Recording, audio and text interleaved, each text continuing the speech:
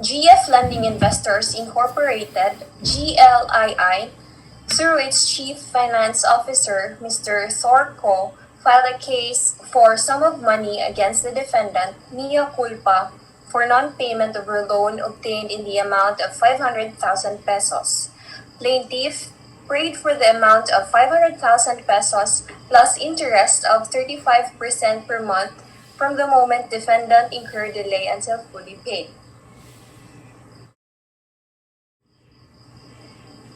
The court is now in session. Honorable Roque Sartagoda Jr. presiding. Everybody is enjoined to observe silence.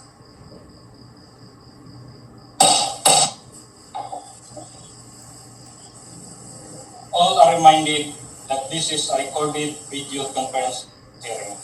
The counsels and parties are also advised to inform promptly the court should there be any connectivity issues during the entire proceedings in order for the court to undertake proper actions. Call the case. Civil case number 444, GF Lending Investors Incorporated versus mea culpa for sum of money. Appearances. Good morning, Your Honor. I am Attorney Jackielyme Gaviola, appearing from my residence here in Southern Leyte for the plaintiff. The plaintiff here, Your Honor, GF Lending Investors Incorporated, is represented by its Chief Finance Officer, Mr. Roque. He is presently in his office address at Cebu City. Good morning, Your Honor. I am Attorney Rica Angeli Cabigas, appearing from my office in Cebu City for the defendant. The defendant is also present, Your Honor, from his residence in Mandaue City. We are also joined by our court interpreter and court stenographer here. Today is for the initial presentation of evidence for the plaintiff. Right, counsels? Who will be the witness again? Yes, Your Honor. I will be presenting the corporation's admin officer as our first witness. Okay. Call the witness and swear her in. May I call in Ms. Lily Ator as our witness? Miss Witness, kindly raise your right hand. Do you swear to tell the truth before this honorable court, the whole truth and nothing but the truth, so help you God? Yes. Kindly state your full name, ma'am, and your personal circumstances. I am Lily Ator, of legal age, married, and residing at Cordova, Cebu. I am the admin officer of GF Lending Investors Incorporated. The witness, Your Honor, is Miss Lily Ator, of legal age, married, and presently residing at Cordova, Cebu, and an admin officer of the plaintiff, GF Lending Investors Incorporated, now ready to testify under oath. May I proceed, Your Honor? Proceed.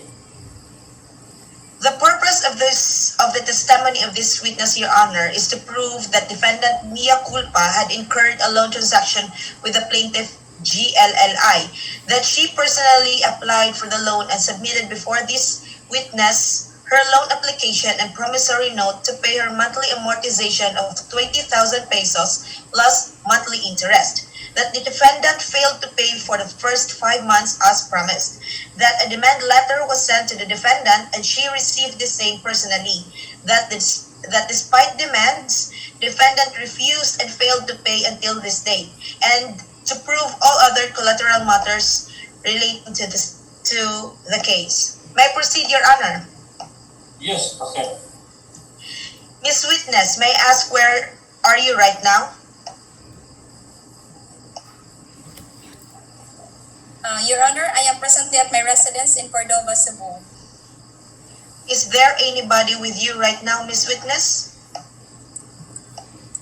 No, Your Honor. Miss Witness, would you kindly show the room where you are right now?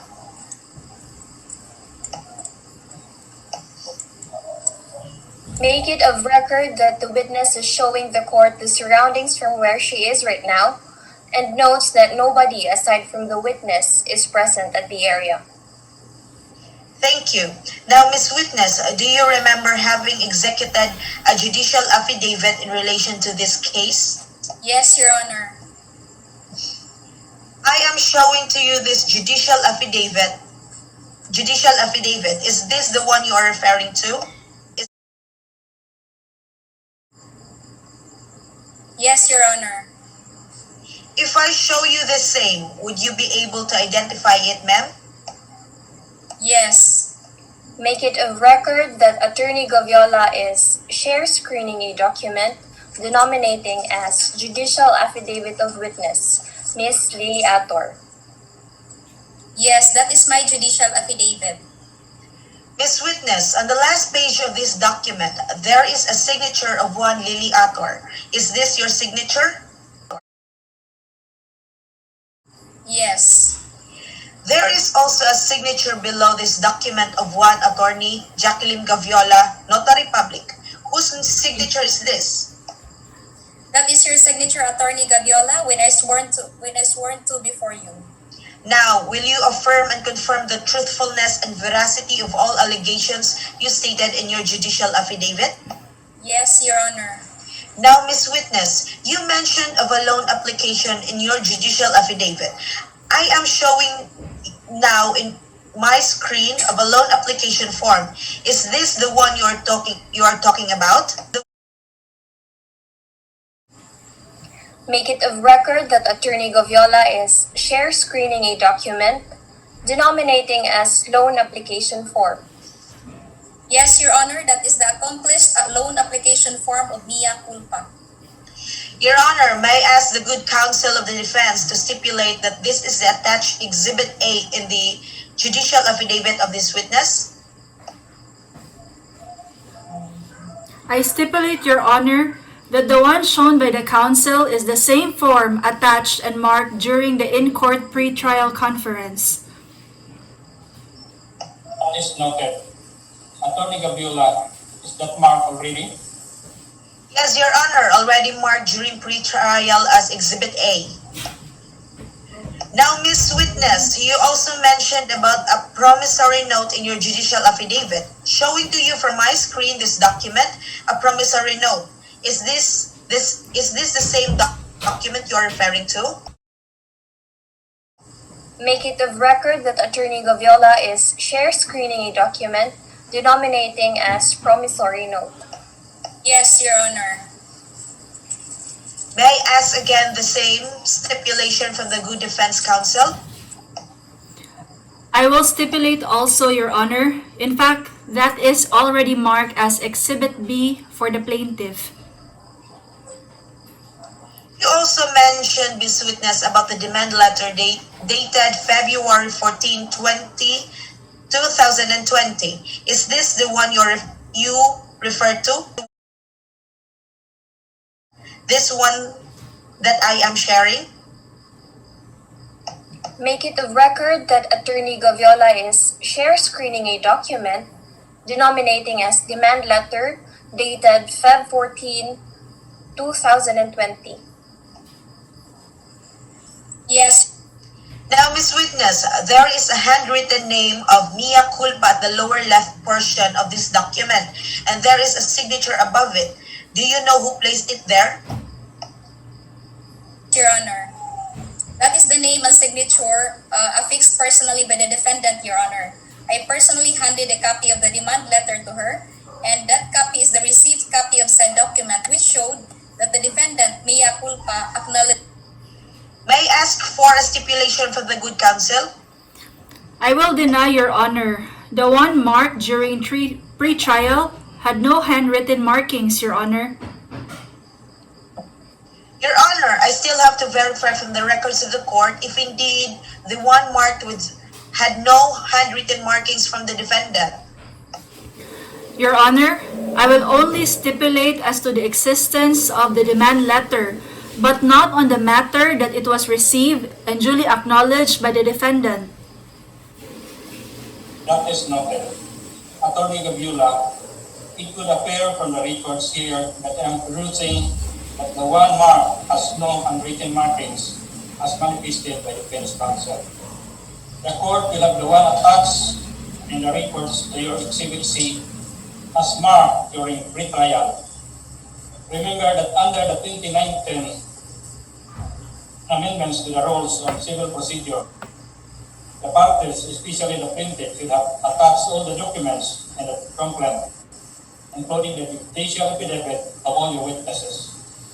Also, you have not made any reservations, so the court has to be straight about this. I understand, Your Honor. Do you have any other exhibits? No more, Your Honor.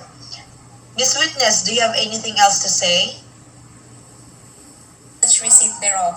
No more, Your Honor. The witness is ready, Your Honor. Cross. Yes, Your Honor. May I proceed? Yes, proceed. Miss Witness, do you personally know the defendant mea culpa?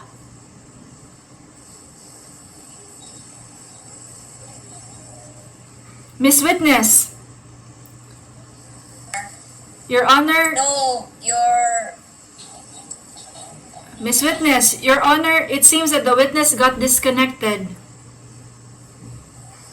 Your Honor, I will try to contact the witness. Kindly do that.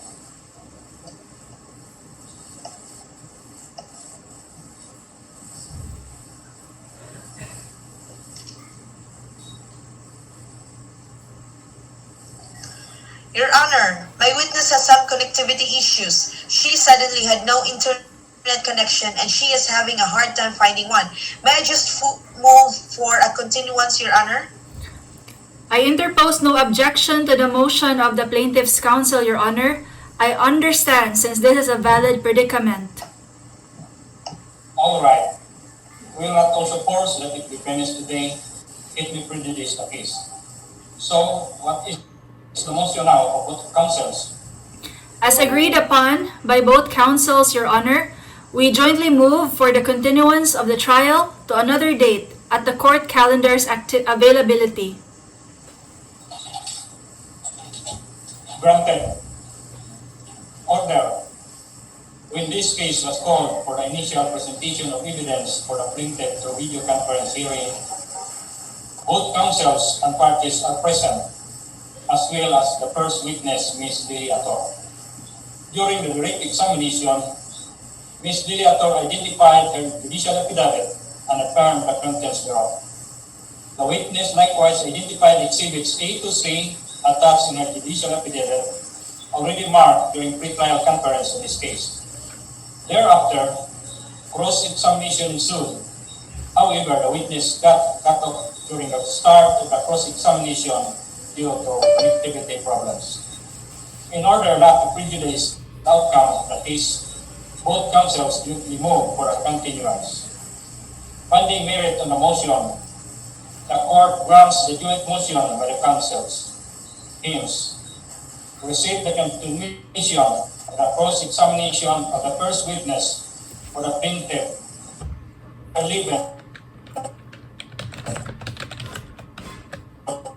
hearing. Thank you, Your Honor. Thank you, Your Honor.